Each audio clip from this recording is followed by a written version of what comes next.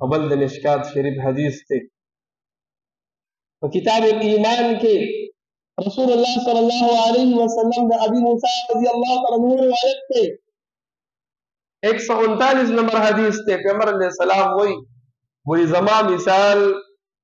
پشان دا کس ته چې هغه یو قوم ته ورشي او دی قوم ته وی چې ورزه تاسو د دې خبرې اطلاع درکوما د تاسو د دې خبرې یاروما چې ان قریب پتا سو باندې حمله کیدونکې ده په خوا دا د دې علامتو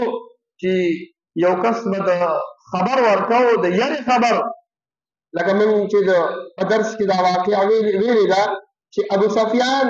چې قافله ګیره شوله نو د مکې ته خلک ولېږه یو کس او اوښې ولا ورکړه هغه اوښې زخمي کړو او دې ته یې کپړې وباسه دا به د دې علامتو چې د ډېر په تکلیف کې دی یا دې دا خبره چې کومه کوي نو دا حقیقت دی د پیغمبر علیه السلام وایي زما مثال په شان دا کس چې زه تاسو ته یاروم د دې خبرې چې عن قریب په تاسو دشمن را روان دی نو چې کله دا خبره یو کس دا خبره وکړي نو مخکنی قوم دوه ډلې شي یو ډله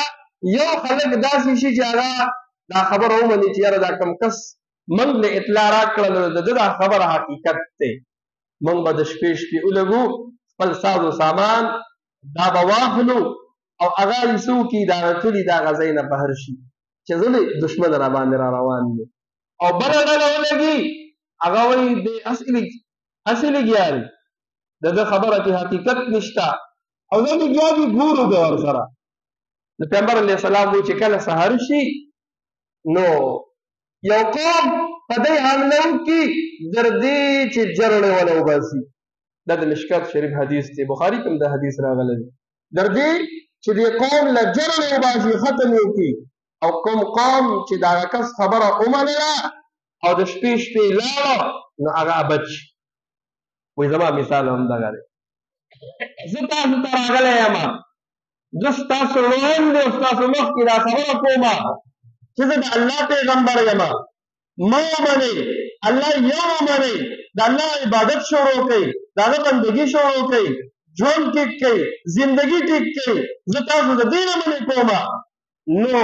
بعضې خلک داسې وي چې زما دا پیغام هغه قبول کړي زما دا پیغام هغه قبول کړو ژوند یې ټیک کړو زندګي یې ټیک کړه اعمال یې ټیک کړل او بعضې خلک داسې دي چې هغه وي خپل کار کوه بس ګورو به ورسره ژوند سره به هم ګورو قبر سره به هم ګورو آخرت سره به هم ګورو نو هغه یې زما خبره ونه منله نو ین قریب وخت دا را روان دی چې کومو خلکو زما خبره ومنله زما چې ورته کوم قانون مخې ته کړه دی پالو کړو دی ومنو په ځل کې راوستو مخکې بوتو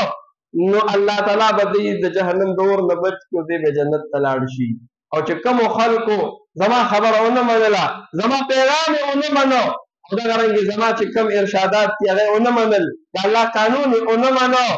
نو یو وخت داسې را روان دی یو زندگی داسې ژوند دته را روان دی مخې ته چې د قیامت ورځ د آخرت دی